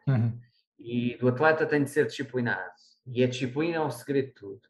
E é muito usado pelos treinadores aqueles chavões de tens de ser disciplinado, tens de ser disciplinado. Até aí qualquer criança de 4 anos sabe que todos os atletas de sucesso são extremamente disciplinados. O ter de ser, eu como treinador dizer-te que tens de ser disciplinado, eu não te estou a acrescentar valor nenhum, porque até aí tu já chegaste. A questão é, o que é que faz eu ficar disciplinado? Ou eu ter dificuldade em não ser disciplinado. Porque eu até não acredito muito na disciplina, acho muito mais interessante o conceito dos bons hábitos. Porque os bons hábitos são coisas que tu acabas por fazer repetitivamente e se for um hábito bom, tu vais continuar sempre a fazer isso. A disciplina invoca que tu estás a abdicar de algo que tu querias fazer para fazer outra coisa. Então estás sempre contra a natura. Então, o que é que isto me fez pensar, tendo em conta aquilo que tu disseste, que é, se eu como atleta, para obter os resultados que eu quero ter, tenho de fazer uma série de coisas que até agora estão a ser difíceis para mim, e é o único feedback que eu tenho do meu treinador é que não sou disciplinado. Talvez seja porque fazer essas coisas que estão a ser difíceis para mim de as fazer é porque geram-me emoções que eu não estou a saber lidar bem com elas. E se eu conseguir perceber como é que funciona esse encadeamento de emoções, eu posso brincar com isso, criar tarefas anteriores a essas que me possam gerar emoções que me vão gerar a emoção que eu preciso ter quando tenho de fazer aquela tarefa que me vai dar aquele resultado. Isto faz sentido para ti? Faz todo o sentido, é isso mesmo. E entender, por exemplo, o resultado que nós temos quando fazemos alguma coisa, como é que isso vai influenciar o meu comportamento. Por exemplo, o que alguns estudos mostram é que quando nós sentimos desilusão, faz com que nós retifiquemos menos o nosso comportamento. E o que é desilusão? É quando eu atinjo um certo objetivo, mas esperava alcançar mais do que esse objetivo. Ou seja, cria uma ilusão desse objetivo e não consegui. A desilusão mata-nos o comportamento. E, por exemplo, podemos jogar com isto e depois pensar como é que podemos estruturar isto no dia-a-dia até dos atletas, etc. Que é o arrependimento, que muitas pessoas falam que é negativo. O que os estudos mostram, tipicamente, é que o arrependimento ajuda-nos a retificar mais o nosso comportamento e a investir mais esforço. E o arrependimento é diferente. O arrependimento é quando eu fiz uma coisa e gostaria de ter feito de forma diferente. Ou seja, se eu de alguma forma conseguir, com o meu atleta, seja com quem for, pensar, ok, tu fizeste uma coisa e gostarias de ter feito outra, e não fizeste uma coisa e gostarias de ter feito mais, este, digamos, arrependimento não era bem isto que eu queria fazer, eu a seguir vou investir mais esforço também. Então, isso é interessante de fazer tarefas para gerar emoções positivas e com isso, digamos, avançar como tu disseste, e ao mesmo tempo entender o raciocínio que está por trás da cabeça dessa pessoa. Então, ao falar com a pessoa, se ela disser assim, opá, só consegui, sei lá, correr X, mas eu tinha na minha cabeça que gostaria de ter corrido Y, ok, ele está desiludido, isto não vai ser bom para o comportamento dele.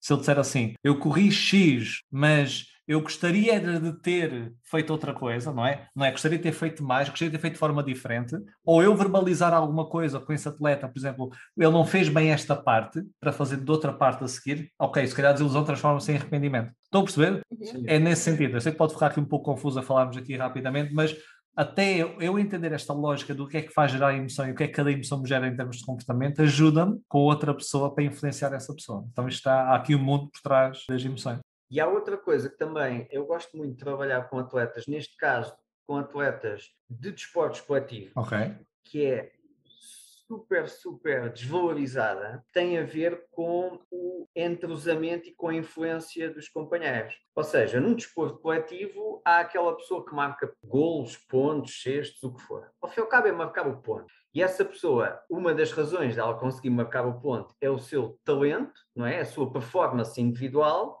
Outra das razões que em alguns desportos pode valer 50% ou até 80%, é o colega passar-lhe a bola para ela agora marcar o ponto.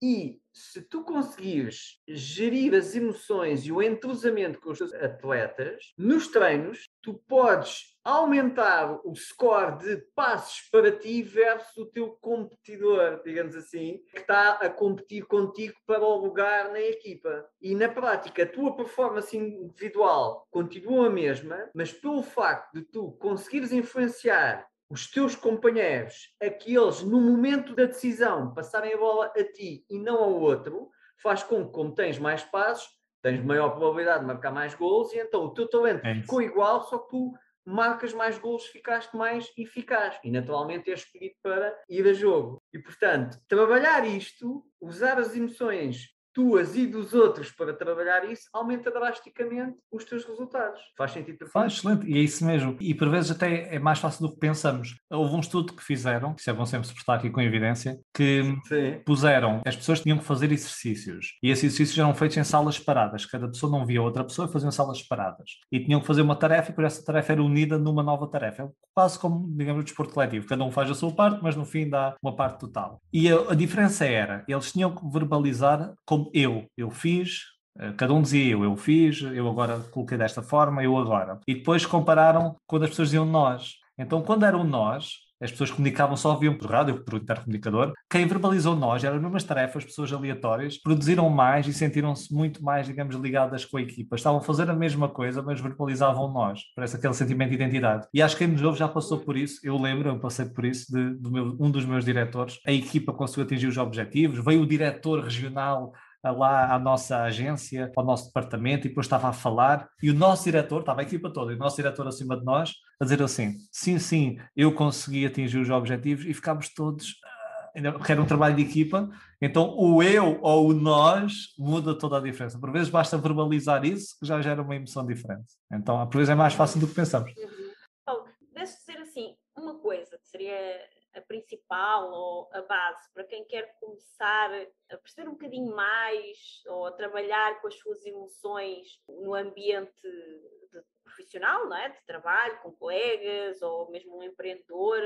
Qual é que dirias que seria assim a primeira coisa que eles poderiam começar logo a notar resultados, a notar diferenças na sua vida profissional se começassem a utilizar, relacionado com a inteligência emocional? Olha, a base é sempre a autoconsciência. Não vale a pena estarmos aqui a avançar mais se não houver essa parte. Por exemplo, se eu não reconheço que estou irritado, é tal coisa, não vou conseguir gerir nada, não vou gerir tão bem, tenho que me entender. Então, uma das coisas que eu costumo defender até nas minhas formações é fazer duas questões. E essas duas questões depois levam a um comportamento que pode ter logo resultados imediatos. A primeira pergunta é como é que eu me estou a sentir agora? Okay? Por exemplo, vamos supor que eu fiz uma chamada telefónica, trabalho em vendas, aquilo correu muito a mal, ok? E eu antes de fazer a próxima chamada pergunto, como é que eu me estou a sentir agora? E depois vamos supor que eu estou a sentir, sei lá, medo ou insegurança, ok? Estou super inseguro. E não estava, porque eu ia fazer outra chamada a seguir, tem que ser, e se calhar também não corria tão bem, porque depois vê-se no tom de voz, não é? Na minha confiança, nos argumentos que eu utilizo. Então a primeira pergunta é, como é que eu me sinto? Ok, sinto-me assim. Segunda pergunta, esta emoção é útil para aquilo que eu vou fazer agora de seguida? Sim ou não? Se for útil, vamos avançar. Se não for útil, nós aí temos o dever de fazer alguma coisa.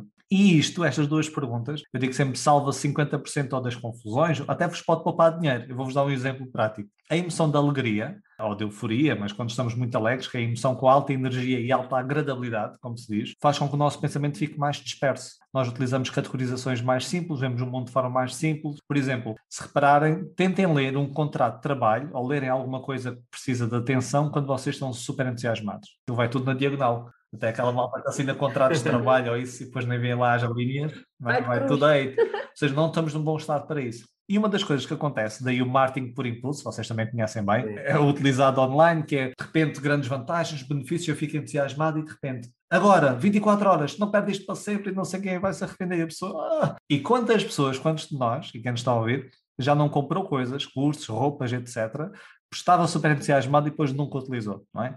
Então eu até digo que isto pode salvar dinheiro, que é, vamos supor que, e quem está em marketing agora vai-me odiar, mas vocês vão gastar dinheiro, vamos supor, cada vez que eu for comprar uma coisa tenho que fazer estas duas questões. Então, eu estou a ver um curso, estou a adorar, etc. De repente, primeira questão, antes de carregar o botão de compra, como é que eu me estou a sentir? Epá, estou entusiasmado. Ok. Segunda questão, isto é bom para o que eu quero fazer agora? Não, porque o entusiasmo faz-me perder foco nos detalhes, eu não consigo ver e pensar com clareza se vou precisar disto, se vai ser útil, se realmente quero ou não quero.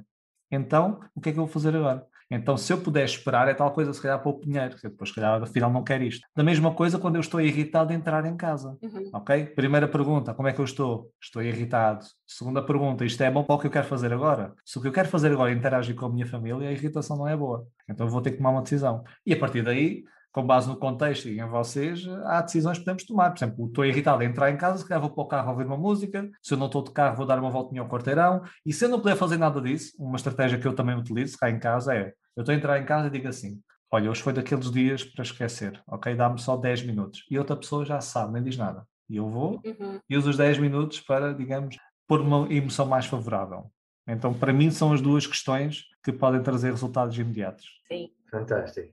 Faz todo sentido. Sim. Na tua opinião, achas que tu tens dado muita formação em muitas empresas ao longo dos últimos anos, achas que as pessoas usam pouco, suficiente ou já usam bastante a inteligência emocional no trabalho? Assim, em comparação a alguns anos passaram, desde que eu comecei, usam mais. Tanto que eu vejo mais interesse nas empresas. Mais aceitação, mais conhecimento. Eu cheguei a dar formações, ainda acontece, mas cheguei a dar formações em que camuflava-se o nome. Eu dava inteligência emocional, mas vendia-se inteligência comportamental ou qualquer outra coisa. Porque emoções, epá, o que é que a malta vai lá fazer? Vamos nos abraçar-nos, etc. Nesse sentido, ok? Isto é muito touchy e para que é que quer estas coisas? Então as próprias empresas vendiam com outro nome. Eu pergunto muitas vezes, ou quase sempre, quem é que já conhece este tema e raramente as pessoas levantavam o braço, agora mais pessoas levantam, já leram alguma coisa, já ouviram alguma coisa. Então há mais, digamos, conhecimento. Agora, também uma coisa é conhecimento, outra coisa é a aplicação do conhecimento. Exatamente. E continua a haver muita ideia das formações rápidas, curtas, e faz sentido em termos de orçamentais, em termos de férias, conjugar tudo, não é? Mas ainda se vê muito isso. Então a aplicação em si ainda há muito pouco. Agora, eu sinto, pelo menos da minha parte, que há mais do que havia há 6 anos atrás, há 7 anos atrás. Acho que há uma evolução. Lenta, mas acho que há uma evolução. Mas começa muito por isso que tu acabaste de dizer agora, que é, se calhar já não se vê tanto, mas no início tu notavas que as próprias empresas mudavam o nome à tua formação.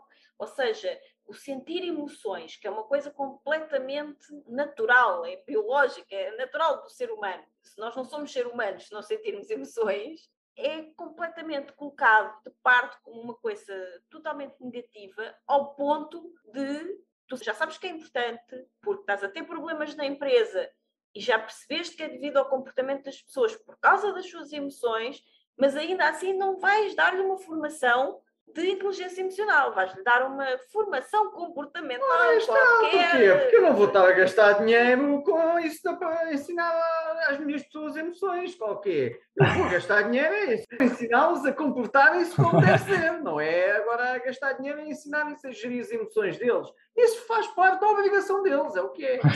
Não, e havia muito essa parte camuflada. Eu também noto uma coisa, acho interessante, como agora há mais formação nesta área. Recentemente eu comecei a trabalhar com uma empresa, já fizemos várias coisas, mas a primeira chamada da diretora dos recursos humanos, e eu gostei muito, foi muito objetiva, nem foi comigo, foi com a minha equipa, depois é que eu falei com ela mais à frente, que era, olha, nós tivemos uma formação em inteligência emocional, correu muito mal. Okay?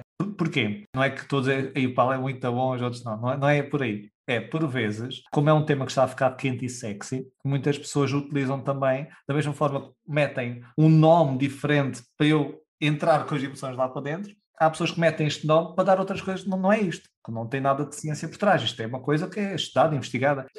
Então começam com coisas muito, com o respeito que é, logicamente, que eu respeito e também gosto de algumas áreas, muito touchy, em ambiente corporativo, em que as pessoas então, por exemplo, neste caso era uma grande empresa tecnológica, ok, muitos informáticos e engenheiros, então ainda há mais um olhar mais objetivo sobre as coisas, que é o olhar que eu também utilizo até muitas vezes nas minhas formações, e foi muito, digamos, touchy. Então o que é que eu vejo agora também a aparecer? É uma segunda onda de formações nesta área que realmente desvirtua muito o que é isto da inteligência emocional, e as empresas começam a ficar também de pé atrás porque não sabem sabem qual é o tipo de entrega que vai existir, ok? Percebem? Então parece que está aqui a inverter um segundo processo. Além de ser esta ideia das emoções que ainda está muito instalada, que é uma coisa que não se deve falar, tabu, touchy feeling, por vezes entram com formações que realmente são isso. E as empresas apanham ali um choque e depois os colaboradores não querem mais nada daquilo. Ou seja, em vez de ser uma formação sobre o que são as emoções, como gerir as emoções, como relacionares com as tuas próprias emoções e com as emoções dos outros, é uma formação, vamos ser todos queridos e fofinhos e dar abraços.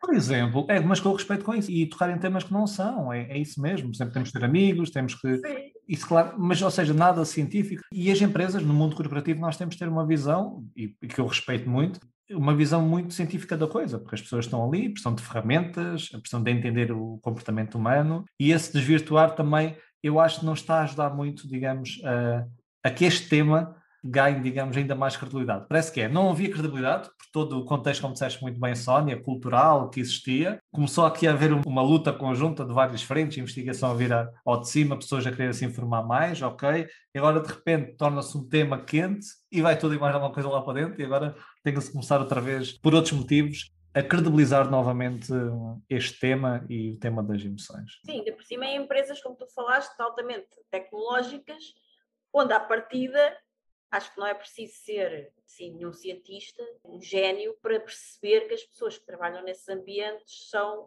altamente analíticos, racionais, lógicos, não é? Portanto, e vai ao encontro do feedback. Não deixam de ter emoções por isso, todos nós temos emoções, basta ser humano para ter emoções, mas é uma pessoa que analisa tudo ao detalhe, que quer saber números, quer saber dados, quer saber o fundamento. E isso é que é importante para essas pessoas, não é? Então, se tu não dás esse fundamento e depois queres lhe dar só a parte touchy, como tu falaste, não é? Vamos aqui todos agora dar abracinhos e ser fofinhos e ser amigos uns dos outros. Sim. Com base em quê? Porque tu disseste? Mas é tal coisa que é importante, mas é o tal feedback, o que é que as pessoas esperam, não é? O que é que as pessoas querem, com base naquilo que é o tema e respeitam do tema. Exato. Então pronto, é o caminho que há agora, mas resumindo até a tua pergunta, sim, trabalha-se mais, tanto que há mais pedidos nesse sentido, aplica-se mais, mas ainda aplica-se pouco. Ainda há muito a fazer. Ainda há muito a fazer. Até porque depois também acredito eu que existe a questão que é o conceito de inteligência emocional, conforme tu disseste, está a ser um tema sexy atualmente.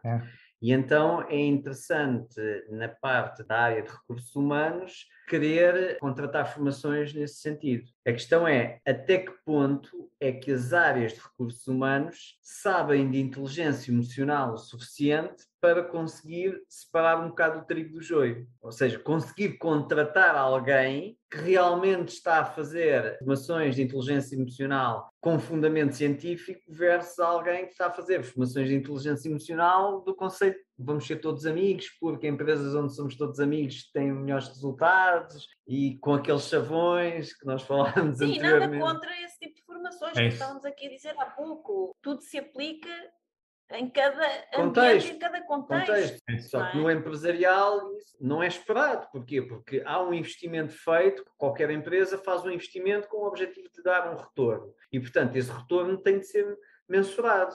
E, portanto, uma formação baseada naquilo que eu acho, no ramo empresarial, não funciona tão bem. Porque aquilo que eu acho, quem sou eu, não é? Aquilo que eu acho, tu não concordas com aquilo que eu acho, vai dar uma discussão. Se aquilo que eu estou a dar formação tem fundamentos... Sim. A discussão já é diferente. Sim, tu deste um toque interessante, que é o achismo, e por vezes corremos o risco de dizer coisas que não são reais, e acontece, que inspiramos apenas na nossa... Só porque funcionou bem comigo, não quer dizer nada. A nossa experiência individual, ou no senso comum, e por vezes o senso comum não é assim tão comum, e é isso que temos que entender, e por vezes corre mal essas coisas. Em termos dessa pergunta que fizeste pertinente dos recursos humanos, por vezes eu entendo que no dia-a-dia, por exemplo, um dos padrões é pedir orçamentos, se calhar algumas empresas escolhem o orçamento mais adequado e fecham. E muitas vezes podem não conhecer o trabalho. Acontece. Eu tive já empresas que fecharam o trabalho rapidamente. Eu não sei se me conheciam ou não, ou se tinham visto o meu trabalho ou não. Contrataram. E tem outras que realmente pedem até para quando é que vou dar formações para poderem participar e assistir. Pedem se tenho vídeos para verem os vídeos, etc. E acho que esse é o caminho. Ou seja, quando ou conhecemos já o trabalho ou se não conhecemos, pedir para entender o tipo de discurso, porque no orçamento aquilo não vai estar lá espelhado e nós não conseguimos ver. Acho que essa parte é pertinente e é importante nós sabermos o que é que nos espera, porque até podem querer outra linha, por exemplo, podem fazer um team building e quererem alguém ali apenas para entrosar mais ali as pessoas, né? Para tornar ali um ambiente mais, ali mais unido e não querem tanto ali, se calhar, uma fundamentação e ali uma coisa mais formativa. Então temos que adequar ao contexto. Exatamente, é o que estávamos a falar. É isso. Tem a ver com o contexto. Acho. É importante saber o contexto. É importante conhecer, é como tudo, não é? É importante conhecer e para conhecer é fazer perguntas. Outra coisa muito interessante para conhecer é lerem o teu livro, que é a Bíblia da Inteligência Emocional em Português, que eu comprei quando ele foi lançado. Aliás, não fui eu que comprei, foi a Sónia que o comprou, porque foi no teu lançamento, e que eu devorei o livro e que sugiro vivamente. E aqui a questão que eu tenho agora para ti é: como é que foi para ti escrever esse livro? Porque ele é literalmente, quem tiver a oportunidade de ver, e eu sugiro vivamente que o compre, é uma Bíblia. Portanto, não são aqueles livros de cabeceira de 150 páginas. Sim, porque, aliás, o livro chama-se Inteligência Emocional, uma abordagem prática. É isso. Portanto, uma abordagem prática, tem 330, acho, páginas. Então podia ser maior. Mas sim. Como é que foi escrever o livro, é isso? Exatamente, como é que foi escrever o livro? Porque não se escreve um livro de 330 páginas, vou explanar aqui umas ideias, ou eu sei que é importante para a minha carreira escrever um livro, então vou editar um livro. 330 páginas e eu li-as, portanto não são 330 páginas em encher chouriços, como se costuma dizer, é conteúdo extremamente interessante, extremamente interessante e prático. É uma autêntica... Eu acredito que quem leia o teu livro pode mudar muito a vida da pessoa, porque o teu livro é extremamente prático e, portanto, ler, aprender e aplicar o que está no teu livro, literalmente, eu acredito que muda a vida das pessoas. Portanto, o teu livro está muito bem feito, muito denso e, ao mesmo tempo, muito prático. Portanto, como é que foi escrever isso? Foi já obrigado, né, pelo elogio. Também foi melhor recebido do que estava à espera até nas reviews que eu vou vendo de vez em quando, as reviews são todas boas, até agora na FNAC, UC, etc. É sempre bom ver esse feedback, não é? É o tal feedback positivo para saber, ok, este é o caminho. Neste caso, até aquele feedback crítico, ainda bem que não está lá, não é? Porque agora já está escrito, não posso mudar. Uma coisa é quando é uma coisa mais dinâmica. Olha, ao início eu tinha 2 programas, como tinha dito, ou seja, que eu até disse, não inovei na altura. Fiz o que fiz, fui sempre melhorando o que tinha, e eu tinha um workshop, o tal workshop que lancei ao início, logicamente ficou completamente diferente ao longo do tempo, e tinha um curso de 2 dias. Que era o treino avançado. Na altura era treino avançado, depois mudou para nome para curso avançado e agora foi extinto porque presencial não existe. E na altura esse curso começou a ter muito bom feedback. E eu queria chegar a mais pessoas e já fazia muitos quilómetros, então não dava para estar em todo lado. Então decidi, olha, vou escrever um livro para estar mais acessível às pessoas. E aquele livro é inspirado na primeira versão do treino avançado que eu fiz, e depois melhorado, logicamente, eu depois tive que mudar, em que eu tinha 54 técnicas, que é o que existe lá dentro, para as pessoas aplicarem. Então eram 2 dias com 54 técnicas. Não são iguais, já estão no livro. Eu tive que mudar porque em 54 técnicas em 2 dias era só debitar técnicas e não dava, digamos, para a pessoa absorver e ouvir com calma, que era sempre a disparar tipo de treinador, depois fui mudando. Mas inspirei-me nisso. Então são 54 técnicas e fui escrevendo. Eu fui escrevendo por blocos. Primeiro escrevi o livro, depois 54, não é? Escrevi assim uma primeira leva. Depois achei que precisava de ainda ser mais sustentado. Então, se reparares, há muito estudo científico que eu coloco lá para suportar. Então fiz ainda uma segunda análise e daí mudei algumas técnicas que já não estavam adequadas com base em investigação. Coloquei a investigação. Depois ainda fiz uma terceira leva que eu achei, ok, as pessoas gostam de exemplos reais, então contei a história, porque há 54 histórias, não é? Do Pedro e do João, se recordam, para exemplificar, ou seja, o Pedro, que é a pessoa que tem alta inteligência emocional e baixo QI, e o João alto QI e baixa inteligência emocional. E como é que é eles aplicando ou não esta técnica. Então, numa terceira leva, porque achei que faltava, escrevi as 54 histórias. Ou seja, foi em 3 blocos este livro. E pronto, depois tinha o livro escrito, enviei para conseguir uma editora, estou muito contente, e foi um livro que foi para aí 2 anos aqui a mastigar isto. E em janeiro vem um novo livro. Novidade! Uau, conta-nos tudo, novidade. O livro é Gerir Emoções, um guia prático. É só sobre gerir emoções, que é a parte que as pessoas mais pedem. A maior parte das pessoas que me contactam é como é que eu consigo gerir a minha emoção aqui, ou vou fazer uma palestra, não é? Estou ansioso, como é que eu faço? Então é só sobre gerir emoções, ok? Não vai ser tão grosso como o outro, mas ainda vai ter se calhar ali umas 270, uma coisa assim. Vai para janeiro, atentos. Agora, entretanto, para além do livro, como dissemos, com tudo o que aconteceu no mundo, tu que eras uma pessoa que passava o tempo no carro a viajar para um lado e para o outro, começaste a trabalhar mais online e então surgiram coisas novas. E tens um curso online, tens também agora uma nova certificação, né, de inteligência emocional. Fala-nos um bocadinho sobre qual é o teu trabalho agora online. Então, este ano, como estava a dizer, foi o ano que produzi mais. Então, lancei o chamado curso intensivo, era quase aquele treino que eu disse avançado, mas é forma online e está um formato diferente, tem videoaulas e tem mentorias. Está a decorrer agora uma turma e tudo, a quarta turma, nesta altura. A Academia de Inteligência Emocional e Soft Skills, que é uma academia que mensalmente, todas as semanas coloco lá conteúdo, e as pessoas mensalmente há um valor, tipo ginásio. Lancei o podcast e lancei a certificação.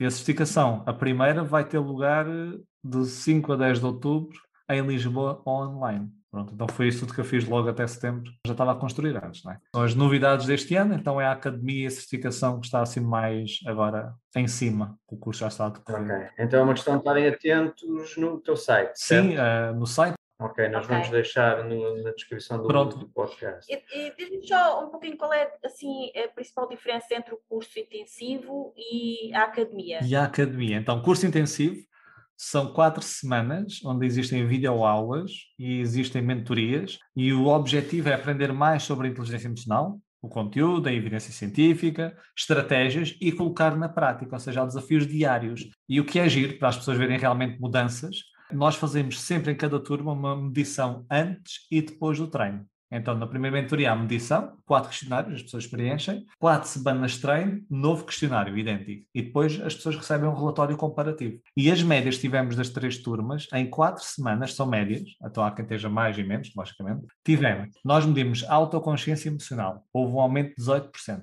seja, as pessoas ganharam mais de 18% de autoconsciência sobre as suas emoções. Tivemos diminuição de níveis de ansiedade, 18%. 18% menos ansiosas em 4 semanas. Stress, 23%. E resiliência, que é o quarto questionário que medimos, um aumento de 12% ou 13%, não me recordo bem, em 4 semanas. Ou seja, além do sentimento subjetivo de realmente consigo gerir melhor as minhas emoções, damos um indicador mais objetivo para as pessoas verem a sua percentagem a evoluir ou não. Então é inteligência emocional, treinar e sentir os resultados. A academia é um treino constante. Há 12 grandes competências, há masterclasses com especialistas todos os meses, aulas quinzenais ao vivo sobre temas diferenciados. É para nós irmos ganhando conhecimento mais alargado sobre várias competências. Não é intensivo e para treinar e eu ver logo resultados, é para eu me ir alimentando, não é? Alimentando, ouvindo conteúdo, alimentando. É o tal ginásio, não é? Ir treinando, digamos assim. Em vez de ser tipo uma competição, como é, digamos, o curso intensivo, estou ali a treinar para uma competição e ver o resultado, é uma coisa para ir aprofundando e ouvindo. Evento, não é? E no fundo acaba por complementar também um pouco o curso intensivo, não é? Eles são diferentes, mas sim, nós temos sempre muitos participantes da academia que entram para o curso intensivo, ou que acabam o curso intensivo e depois subscrevem a academia. Depois vão para a academia. É giro. Sim, faz tudo. É giro. Depois tem o livro também e o podcast. E o podcast, que já ouvi dizer que está aí nos rankings, no top do ranking da Apple. É verdade. Conta-nos o nome do podcast, o que é o podcast, o que é que fala, cá de ser de inteligência emocional, conta-nos tudo. É tudo inteligência emocional. Então, o nome do podcast é Inteligência Emocional, o podcast. E eu faço via YouTube, é quinzenalmente às quartas-feiras, onde tenho ou um convidado ou a solo, com um tema. Sim. Quinzenalmente, YouTube depois é transmitido para as plataformas de áudio, Spotify, e neste caso o Apple Podcast, Google Podcast e outras plataformas de áudio. Foi lançado em fevereiro, foi um dos projetos em fevereiro. Começou por ser semanal, e depois eu passei para quinzenal, porque a pessoa vai a todas e depois não dá para ir a todas, não é? Estávamos a falar, quinzenal. E descobri hoje, que estamos aqui a filmar, vocês sabem, que foi logo ao início eu falei sobre isso, até foi a Sónia que viu a publicação, hoje, 21 de setembro, quem estiver a ouvir, 2021, estava a fazer uma pesquisa porque tinham pedido alguma informação e encontrei sem querer, literalmente sem querer, no ranking da Apple Podcast, na categoria de ciências, estava no top 3, estava em terceiro lugar. Diz top 3 é melhor do que terceiro lugar, não é? Exato. Estava no top 3 dos mais ouvidos, por isso fiquei contente, tem 21 episódios até agora. Por isso é um bom sinal. Nós também vamos deixar aqui na descrição do episódio o teu site, ou os teus sites, no caso, para que as pessoas possam ter acesso ao teu trabalho. Podemos deixar também o link para o podcast. O link para o podcast e aconselhamos vivamente a todos os nossos ouvintes a ouvirem e a subscreverem o teu podcast. Muito bem, concordo com essa recomendação. E para terminarmos, gostava só de fazer uma última pergunta, que é se pudesses dizer uma frase que soubesses que todo mundo, todas as pessoas iriam ouvir o que é que gostarias de dizer? Que frase seria essa? Uma frase para todas as pessoas ouvirem, é isso? É quase como, sei lá, um lema de vida ou alguma coisa assim que tu queres, mensagem-chave que tu queres passar. Eu vou tentar construir uma coisa bonita, é o que eu digo, isto não é nada romantizado nem nada. Nós temos uma facilidade em julgar, mas não é só julgar as outras pessoas, nós temos uma componente julgativa no mundo, não é? Nós olhamos para alguma coisa e dizemos, olha, não devia ter feito assim, etc. E isso condiciona muito, digamos, a nossa empatia, a forma como nós vemos a vida, a receber feedback ou não, etc. Então acho que a frase é, julga menos, opa, e analisa mais, ou investiga mais, não, há um amigo meu que diz isso. Não, até o Alexandre Monteiro, já estou a copiar a frase dele, estão a ver? Não é isso, mas em vez de nós julgarmos tanto, digamos, temos aquele automatismo que está inerente em nós, de automaticamente achar que isto é desta forma, não é? Temos a nossa forma de ver o mundo, eu acho que temos que questionar mais. Eu gosto muito do pensamento crítico, questionar mais o nosso pensamento, as nossas atitudes, o nosso comportamento. Então a frase é, questiona-te mais. Já está. Questiona-te mais. Gostei, vai ficar assim, vou apontar isso. Questiona-te mais. Sim. Mas é isso, questionar mais os nossos comportamentos, o porquê é que nós fizemos o que fizemos, em vez de ser como estavam a dizer há pouco muito bem, que era, por vezes achamos que, quando eu estava a contar o meu percurso, não é? Então o António tinha dito que podemos automaticamente achar que se os outros fazem melhor é porque são melhores nisto ou nasceram assim, não é? Então este é questionar mais, não é? Porque é que eu não estou a fazer? Sem crítica ou sem autoculpabilização neste sentido, ok? Que isso também é negativo e condiciona-nos. Mas questionar mais, acho que é importante para o nosso desenvolvimento. Porque muitas vezes, antes de questionar, nós partimos logo até para esse auto-julgamento de eu não consigo fazer isto, ou eu não sei como melhorar nisto, ou eu não sou bom nisto, e depois ficamos ali empacados, com pena de nós mesmos, né? E isso não nos ajuda, isso gera emoções, e essas emoções, conforme tu disseste, antes de falar com alguém, antes de abrir a porta, quando chegas a casa, antes de fazer qualquer coisa, como é que eu me estou a sentir? Esta emoção que eu estou a sentir agora vai ser útil para o que eu vou fazer a seguir? Se sim, ótimo, avança, se não, faz qualquer coisa que te permita mudar a emoção, não é? É esse questionar, é esse mesmo, ou seja, em vez de ter os pressupostos base e avançarmos com eles e nem sequer pensarmos, é questionar mais, pensar mais um pouco, refletir mais, até o António estava a dizer ao início até do podcast, né? Antes de estarmos aqui ao vivo, essa necessidade que nós temos de ter, ou que devemos ter em refletir mais, não é? Refletir mais em nós, acho que é um pouco por aí. Questionar mais comportamentos, atitudes, emoções, acho que é melhor do que assumir que é desta forma. Já agora, e é muito giro ver a investigação recente sobre as emoções, que até vou falar disso na certificação, mostra que parece que é mais importante aquilo que nós acreditamos sobre as emoções do que realmente o que as emoções fazem. E é impressionante, ou seja, a crença que nós temos sobre as emoções tem um papel determinante. E o que uma investigação mostra é, por exemplo, vou dar um exemplo, se eu considerar que as emoções não são geríveis, controláveis no sentido de que eu consigo gerir, se eu achar que as emoções tomam conta de mim e fazem o que querem, que há crenças nesse sentido, então elas vão tomar mais conta de mim e fazer aquilo que querem. Porquê? Porque se eu acreditar dessa forma, eu vou investir menos esforço em tentar mudar a emoção. Ou quando tentar mudar a emoção, o esforço vai contra alguma barreira, não é? Vou sentir alguma frustração e desisto automaticamente, porque realmente afirma aquilo que eu acreditava anteriormente. E se eu acreditar que as emoções, que eu tenho o poder de mudá-las, eu vou investir mais esforço, vou tentar mais vezes. Então parece que estes pressupostos básicos que nós temos são muito perigosos por vezes, porque assumem alguma coisa e nós não vamos questionar esse pressuposto.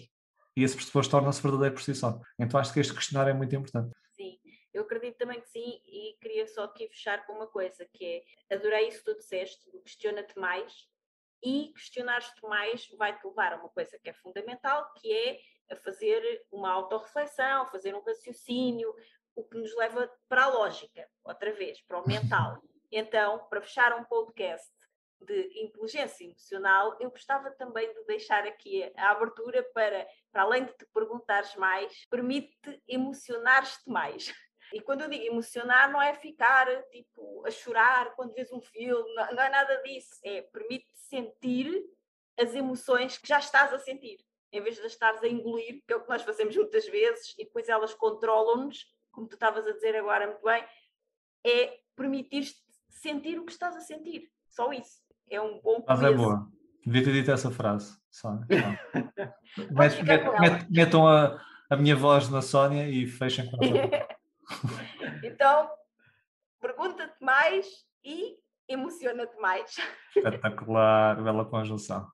Paulo, muito obrigada, foi incrível. Obrigado. Com certeza podemos vir a ter a oportunidade de conversar mais, porque este é um tema que não tem fim, tanto é que tu escreveste um livro de mais de 300 páginas e e havia ainda muito mais para escrever. E já escreveu outro. Já escreveu outro e depois há de vir outro, não é? Então há muito conteúdo aí para passar, sobretudo porque é um conteúdo que faz muita falta às pessoas, incluindo cada vez mais nos empreendedores e nas empresas também, porque nós trabalhamos com pessoas, para pessoas, e não saber lidar com as emoções não ajuda nada nos resultados que nos propomos a ter. Então, acho que é sim o fundamental, é a mentalidade que nós temos em relação àquilo que fazemos e as emoções que nós estamos a sentir e que acabam por nos condicionar a fazer determinadas coisas e depois a ter determinados resultados. Então, há muito para explorar e com certeza vai ser um prazer voltar a falar contigo no futuro para aprofundarmos mais aqui na questão da inteligência emocional. Obrigado. Um beijinho e um abraço. Adeus, um abraço. Obrigada. Muito obrigada por ouvir o episódio de hoje. Se gostaste do que ouviste, certifica-te que nos dizes isso deixando-nos a tua avaliação e o teu comentário, porque a tua opinião é mesmo muito importante para nós. Estamos em todas as principais plataformas de podcasts. Lembra-te de subscrever o podcast para receberes automaticamente os próximos episódios. E se fizer sentido para ti, partilha-o com quem mais gostas. Também podes ouvir os episódios no nosso site, em liberdade2.com. Para saberes mais sobre nós, acompanha-nos nas redes sociais. Encontra os links na ficha técnica do podcast.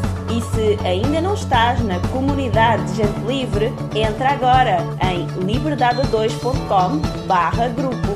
Nós adorámos passar este tempo aqui contigo e mal podemos esperar por te encontrar aqui no próximo episódio.